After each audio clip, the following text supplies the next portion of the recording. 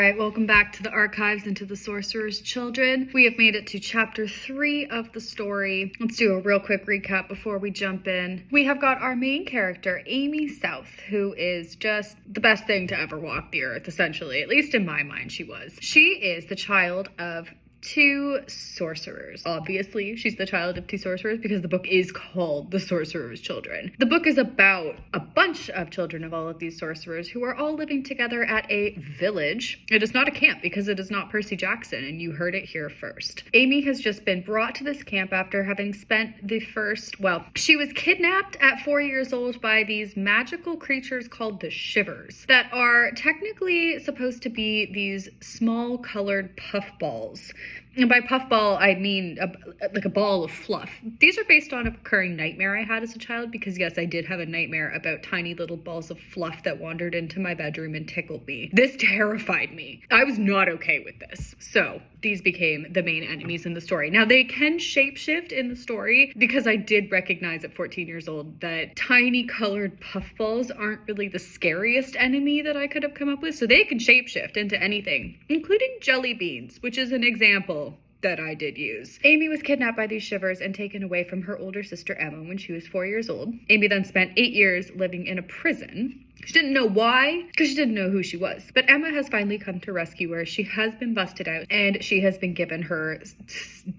Oh my god, it was a lot of explanation of what was going on. We had paragraphs like this long, single-spaced of explanation that took about 3 pages to get through. But now that that's all out in the open, we're moving on. We're done. We've had enough explanation. There is no more in the story because we now know everything. So we are moving to chapter 3. Amy has just had her exposition scene. She was given all of this explanation by the leader of the, I was just about to say camp. It's not a camp. It's not Percy Jackson. Whose name is Russell. I spelled it with 1 S and 2 L's. I don't think that's how Russell is spelled, but that's how we went with it. He has given her all of this explanation about the sorcerers. Then he said, I have to go deliver a package to your parents. Amy's mad at her parents because she had a pretty crappy life. She was raised in a prison. So Amy's kind of annoyed with her parents. Russell has said that he has to deliver a package to them. And Amy has responded to this by saying, hey, why don't I do it? Because I think she wants to go and scold them or something. I don't entirely know, but she wants to go see them. Russell has said, absolutely not. That's so dangerous. You're not doing that. But then he got a message and he said, oh, damn, I have to go away for approximately a week. He put the package on the table and off he went. So take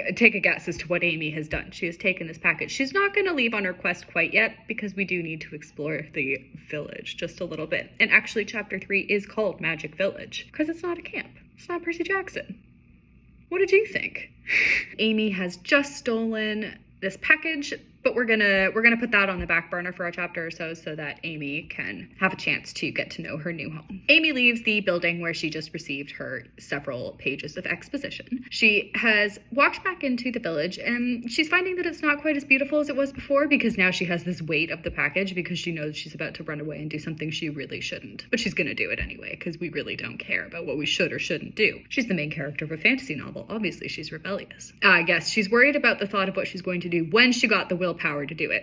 We need a chapter or 2 before she'll get that. She will, obviously, but not quite yet. So Amy goes out and she meets with a girl named Lissa, who was introduced in the previous chapter. Lissa is a messenger or something at the village. I don't really know what that means, honestly. She's going to be around for about another 2 pages and then she'll disappear. Lissa has been waiting for Amy because Amy's older sister, Emma, has asked Lissa to show her around and ditched her sister Amy. So Emma came to rescue Amy from the prison, but it does not feel like showing her around. She has left this for Lissa to do. So Lissa starts showing Amy around the village. What do we see? We see a girl on top of a stack of crates with a long piece of parchment and yelling to a group of guys, and the guys are cheering along with her. No idea what she's yelling about. I feel like she comes back. I'm pretty sure she's a character later. Okay, we have a single paragraph of the tour because Lissa is not having it. Lissa's saying, okay, main plaza, we socialize here. You can get to any area.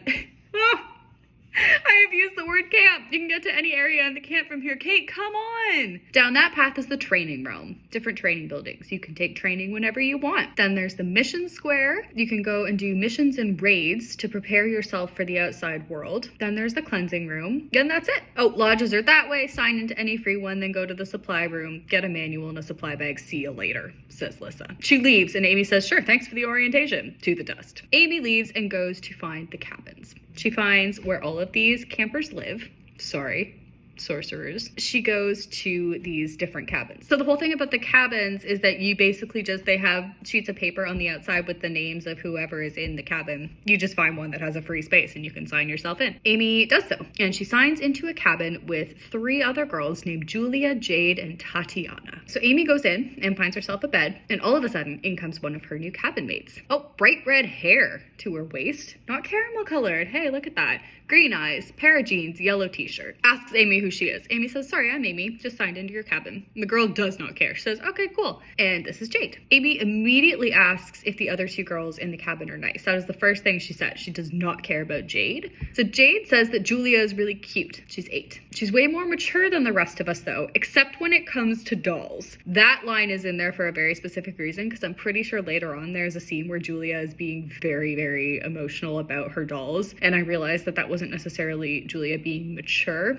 And so I threw that line in there to make sure that I established that Julia is absolutely mature, unless there's dolls involved. Tatiana is almost never here. She's always off doing one thing, training, taking pictures, or flirting with the guys. Tatiana, I believe, is the girl that was standing on the crates and yelling at all the boys. Amy is sitting on the bed listening to this description of the other girls in the cabin, swinging her legs, and accidentally kicks one of her shoes off and hits Jade in the knee and tries to apologize, but then they start laughing. So now they're besties because Amy flung a shoe at Jade and they both thought it was kind of funny. Oh, and they're both 12. Amy asks Jade who her parents are, because remember, all of these children are obviously children of sorcerers. Jade responds by saying, wow, you're so much smarter than I was, instead of answering the question. Amy says, what do you mean? And Jade responds by saying, well, where you fit in around here has a lot to do with who your parents are. The kids of Lily and Inkit are very popular because their parents were the sorcerers of air, and air is really important. That's why they're popular. You know what? Fair enough. Tilia and Yanu's kids aren't very well liked because of what Tilia and Yanu did. So Amy asks, what did they do? And Jade responds by saying they killed their first ever child because they didn't know what to do with it. Well, that got dark really quickly. Okay. Amy says they killed it. Russell said it died in infancy. Jade responds and just says, yeah,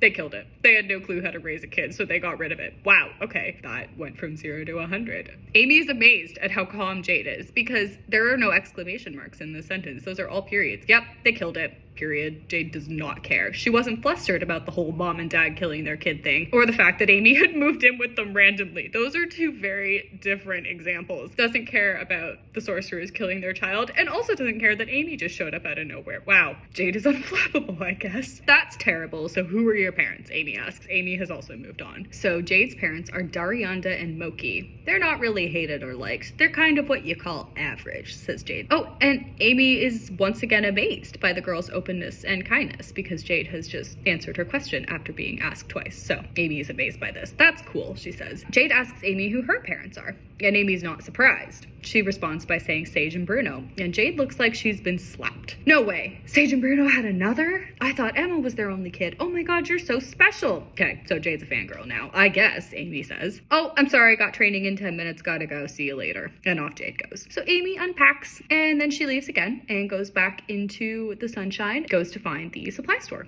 as Lissa told her to do. So she finds the store, goes in, there is a man sitting behind a desk, and Amy asks if she can get some stuff. The man says, yeah, whatever, get what you need, then we'll settle cash problems. Amy says, I'm new here, I don't know what to get. She's trying to sound young and naive because she thinks it might bring the man out of his shell, but she also is a little young and naive, so I feel like she doesn't have to try too hard. He says, get a bag and a manual. Amy goes and finds, she finds a shelf of bags, and she realizes that they are identical to the bag that she has. Do you remember that Amy has a bag? Because that's important. It was very important to me that Amy had a bag. And these bags that are being sold in the store are identical because, again, the bag that Amy was sent came from Emma. So obviously Emma got this bag here and has sent her one. But now she's getting a new one because there's things inside of it. And we will identify later what all of those are. So she gets a bag and she goes back to the counter and finds, yes, there's a shelf of medals. Remember, again, I was obsessed with medals at the time and I really wanted these characters to have medals. So Amy goes over to the man with her bag and her manual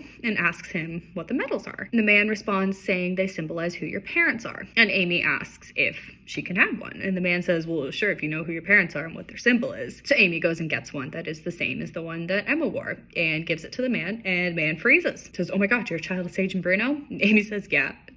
You know what? I'm gonna give you this stuff for free, okay? It's just a little newbie thing. I'm letting you off easy. Next time you come, you'll have to pay, all right? So this guy's freaking out because Amy is the child of Sage and Bruno. My question here is, what would have happened if she weren't? How was she gonna pay for this stuff? I have no idea how she was gonna pay for this stuff, but she gets it for free because Sage and Bruno are her parents and she's the coolest. Amy goes back to her cabin.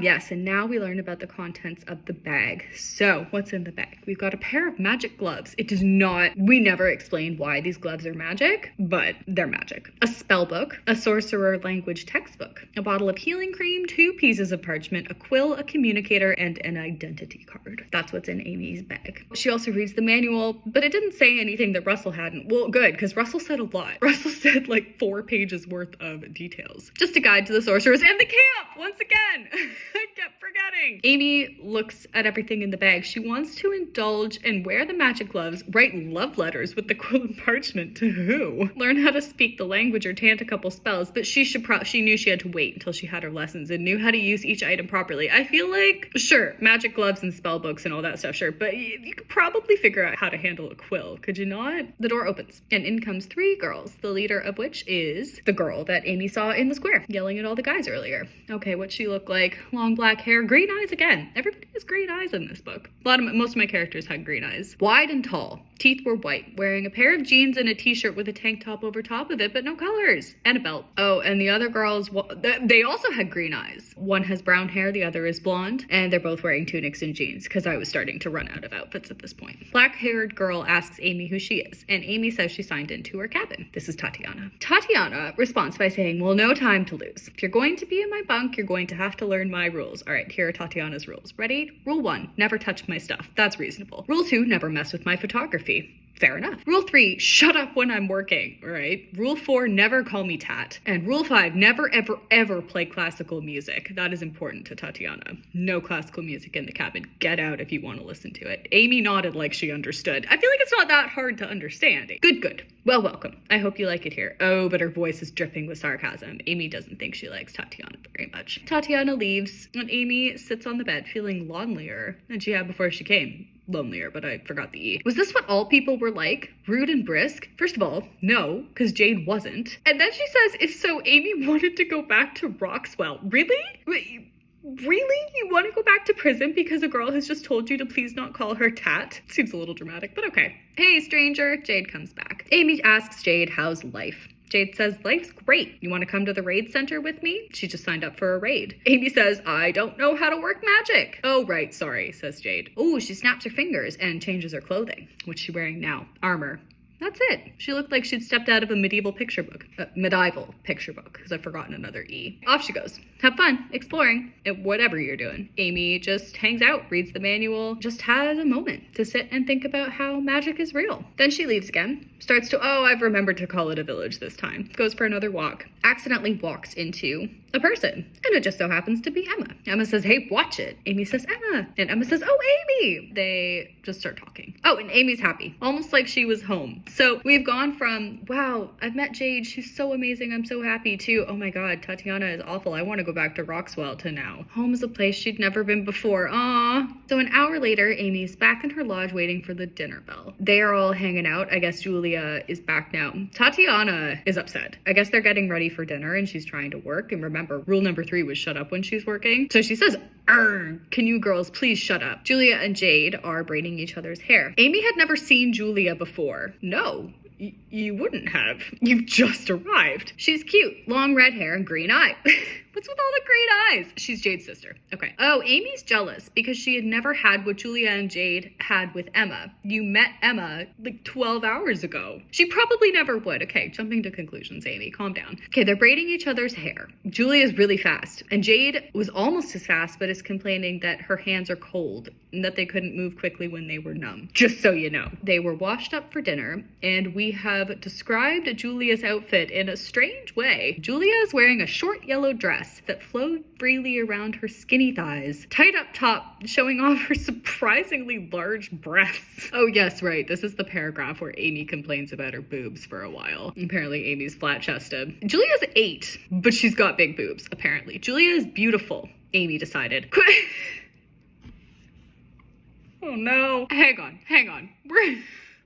We're checking this. Because I am 99% sure. Yeah. At the start of the story, I identified Amy as having blonde hair. And I gave myself a pat on the back. Because, for once, one of my main characters did not have caramel-colored hair. Emma does.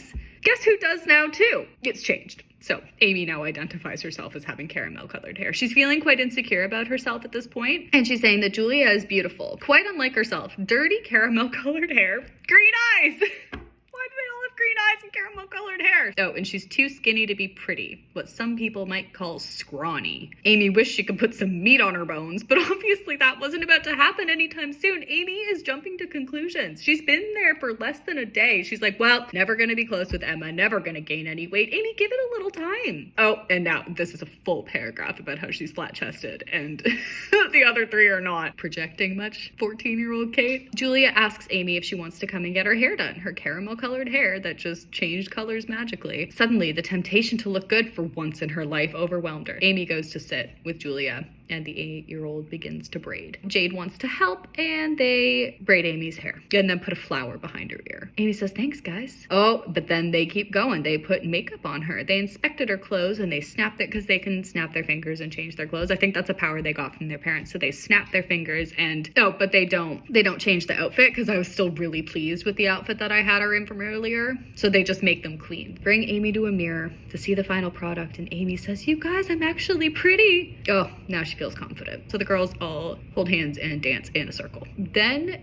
a bell rings, the dinner bell. Seemed as if it was made of bronze. And Amy is bewildered by the fact that she, for whatever reason, knows that it was made of bronze. Because you know what? Fair. Why did you? We don't explain why she knows. It's a sorcerer thing. Dinner time, Julia says, and she grabs Tatiana's hand to pull her off her bunk, and Tatiana flips out. She says, you made me mess up, you idiot. Slaps Julia's hand and goes back to work. Oh, and Jade is concerned about this. She says, Tat, are you okay? Do you remember rule number 4? Tatiana was very clear not to call her Tat. Jade does not care. She says, Tat, are you okay? Tatiana says, shut up, don't call me Tat. Jade says, you guys go to dinner. I guess. Okay, so Tatiana is now having a meltdown. Amy and Julia, off they go. And Jade is trying to urge Tatiana to come to dinner, trying to talk her down. So they go to dinner. Jade and Tatiana never show up. So when they go back to the cabin, ah dear, Jade and Tatiana are still arguing when they get back from dinner. Jade is saying, Tatiana, please come and eat. It's not healthy not to. Tatiana says, I'm not hungry. And Jade calls her Tat again. She says, Tat, I know you're sad and scared, but you can't just stop eating. It's not healthy. And Tatiana says, don't call me Tat. And again, she was very clear about this. Fine, Julia said. Why is Julia in charge all of a sudden? Tatiana, you can stay here and work on your photography while Jade goes down to the mess hall and gets something to eat. Why is that Julia's decision? Jade looks relieved about this. Promise me you'll eat tomorrow, she asks Tatiana, and Tatiana says no. Jade, go get some food. Don't try to force me because I will never, ever, ever give in. Oh, and then she looks at Julia and says, and you need to stop assuming that people need your judgment, little twerp. You messed up my whole picture. It took me forever to fix it. You better be sorry, and you'd all better start minding your own business. And Tatiana slams her laptop closed and runs out of the cabin. And do you know what?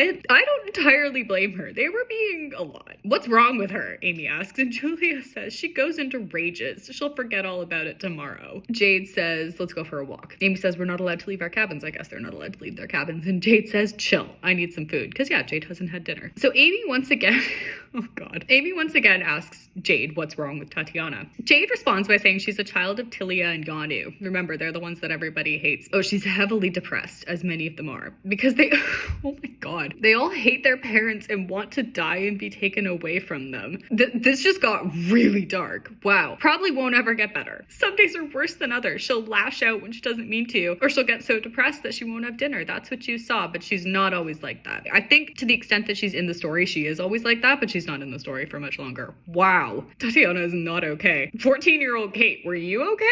Yikes. Amy asks if all children of Tilia and Yanu were like that. No, says Jade, and from the way she said it, Amy could tell that the topic was off limits. And that's the end of that scene. I'm assuming the topic was supposed to be off limits for a real reason, but potentially it was just because I didn't want to give any further explanation to that. The girls go have some more dinner. They go back to the cabin. They change into their pajamas. Julia and Jade are able to once again snap their fingers. Oh, and Julia says to Amy, you know, since you're a child of Sage and Bruno, you can snap into different outfits too, because Amy can do everything. So Sage and Bruno are the most powerful of all the sorcerers, but that just means that Amy can do everything that every other sorcerer can do. The powers are divided up among the children of the different sorcerers. Amy just has them all. Amy snaps herself into some pajamas and then falls on the floor because it's draining to use your magic. Amy's never done that before, but it worked. Jade says, wow, I'm surprised actually. You really are something. So they all brush their teeth and they go to bed. That is Amy's first evening at the village. I almost just said camp again, but I didn't. So we're going to take the win. And we are going to end the episode there, and we will be back to see how Amy progresses with her time at the village. We will see how Tatiana is doing. I don't think it's ever much better, and we will see when Amy finally plucks up the willpower to go on the quest that this whole story is supposed to be about next time.